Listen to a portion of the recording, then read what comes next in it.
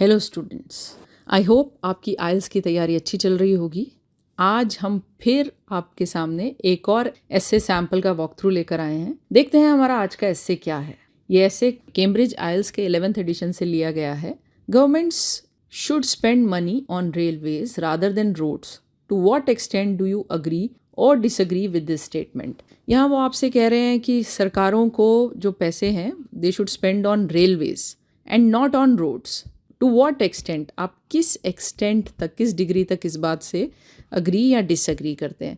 देखिए, जो आज का हमारा एजेंडा है इस वीडियो में वो रहेगा कि हम एक एस्से सैम्पल को रीड करें। मैं वो आपको एक्सप्लेन करूँगी, आपको एस्से का स्ट्रक्चर समझ आएगा, पैराग्राफिंग कैसे करते हैं वो समझ आएगा, कुछ नए वर्ड्स आपको जानने को मिलेंगे और ये होगा बहुत सिंपल वे में, क्विकली, और एक बिल्कुल क्लासरूम एक्सपीरियंस आपको फील होगा।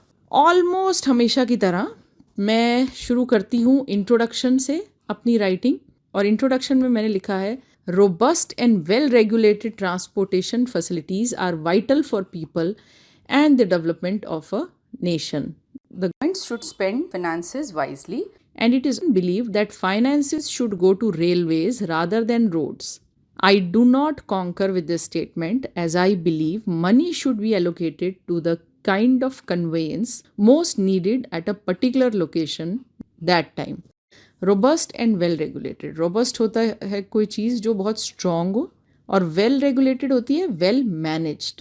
ये वाइटल है। Vital means very important for people and development of a nation, लोगों के लिए भी और नेशन के लिए भी। फिर मैंने आगे बात फाइनेंसिस की लिखी है, क्योंकि यहाँ पर बात है कि पैसे रेलवेज पे खर्च करने चाहिए या रोड पे, विच सिंपली मीन्स कि पैसे लिमिटेड हैं, या तो रेलवेज पे खर्च हो सकते हैं या रोड्स पे।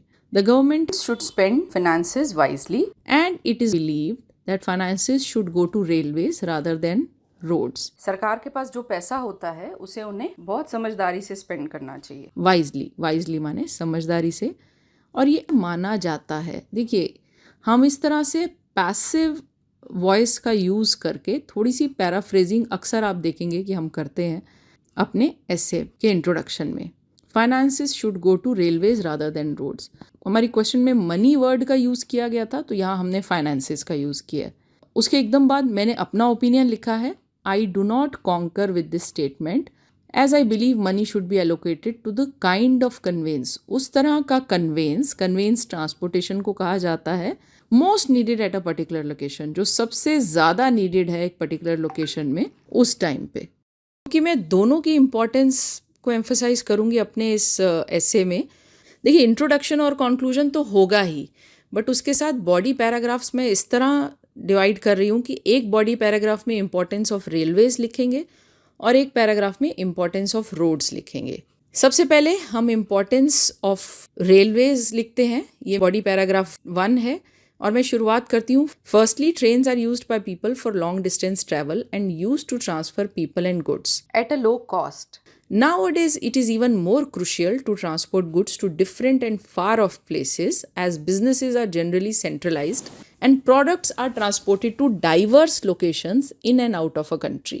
Thus, the railway network should be dense and robust, and it is essential to connect various far off places. तो यहाँ मैंने इस बात पे जोर दिया है कि ट्रेन्स का बहुत बड़ा एक रोल है हमारी लाइफ में, क्योंकि मैंने यहाँ लिखा है trains are used by people for long distance travel and used to transfer people and goods at a low cost.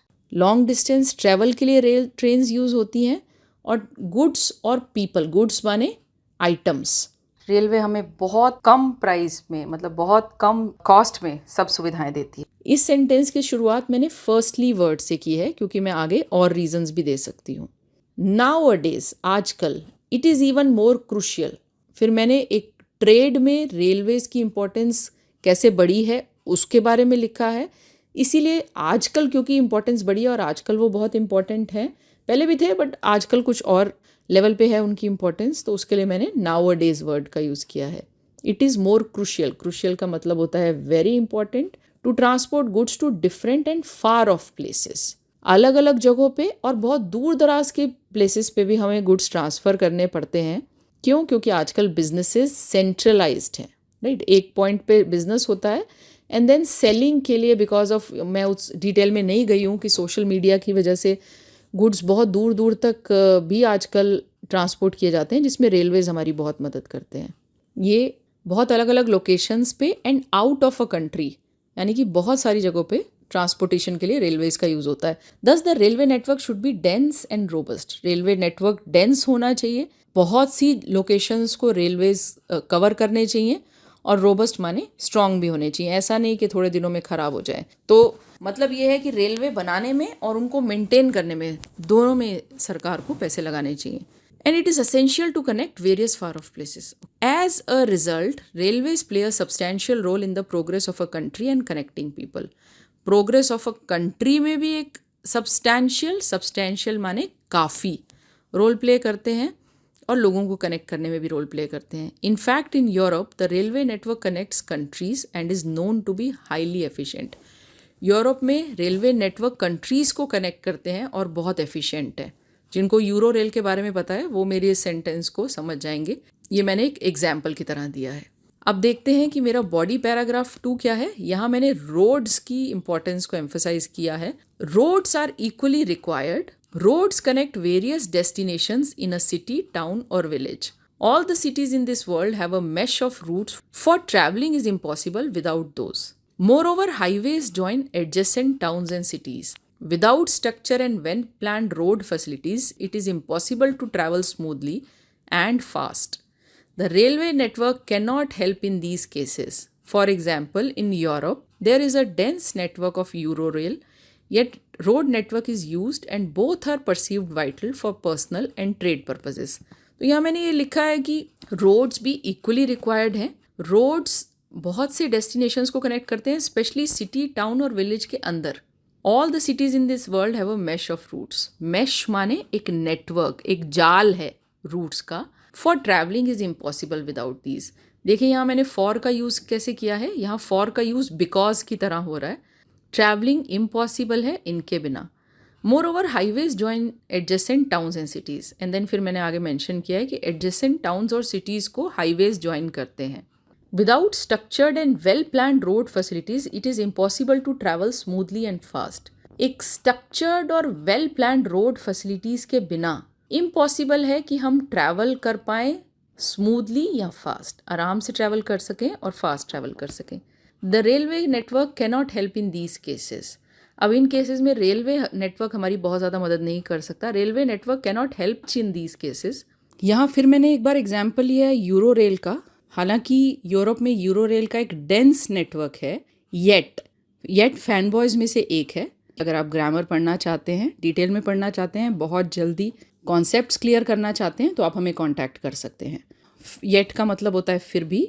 Road network पूरी तरह से यूज़ होता है, और दोनों यूरो रेल और रोड नेटवर्क यूरोप की प्रगति में दोनों का हाथ रहा है, चाहे वो पर्सनल यूज़ के लिए हो या ट्रेड यानी बिजनेस पर्पस से हो। कंक्लूजन देखने से पहले मैं आपको याद दिला दूं कि आप इस वीडियो की प्लेलिस्ट पे जाके, मेरे आई बटन में भी आपको वो दिख रही होगी, को क्लिक करके आप ऐसे और बहुत सारे वीडियोस देख सकते हैं।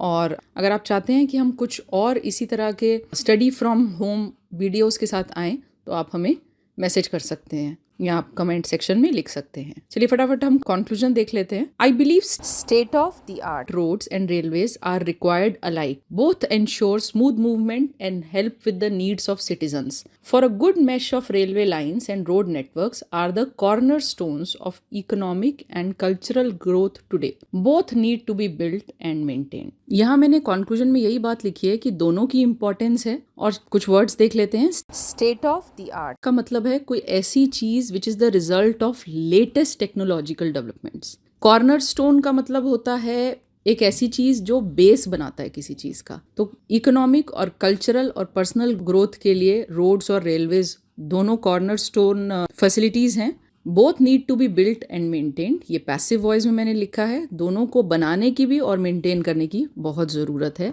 यहाँ ऐसे ख़त्म होता है। आई एम श्योर आपको सुनकर ऐसे इजीली समझ आ गया होगा कैसे लिखना है, ये भी आपको पता लग गया होगा। जाते जाते हमेशा की तरह हम एक मोटिवेशनल कोट देखते हैं। पेले को सब जानते हैं, ये एक लेजेंडरी फुटबॉल प्लेयर रहे हैं। इनका कहना था, success is no accident, it is hard work, perseverance, learning, studying, sacrifice, and most of all, love of what you are doing or learning to do. Success कोई एक्सीडेंट नहीं है, इसमें बहुत हार्ड वर्क और बहुत डिटर्मिनेशन लगता है, लेकिन सबसे बड़ी बात है कि अगर आप उस काम को प्यार करते हैं जिसको आप कर रहे हैं, तो सक्सेस इज़ एक्चुअली, मैं मानती हूँ कि ऑलरेडी योर्स। मैं भी कुछ ऐड कर देती हूँ यहाँ पर। अगर आप अपने काम से प्यार करते हैं तो सक्सेस जब मिलेगी तब मिलेगी, लेकिन आप जर्नी को बहुत एंजॉय करते हैं। अगर आपको ये वीडियो यूज़फुल लगा हो, अच्छा लगा हो, तो प्लीज़ हमारे वीडियो को लाइक कीजिए, हमारे चैनल को सब्सक्राइब कीजिए, अपने कमेंट्स छोड़िए, अपने फीडबैक दीजिए हमें, और हमारे चैनल पे आते रहिए। बाय।